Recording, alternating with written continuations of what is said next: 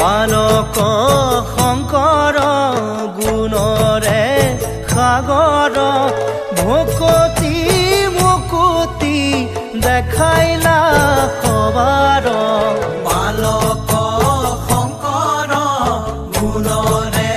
সাগৰ ভকতি মুকুতি দেখাইলা সবাৰ কৰতল কমল কমল দলন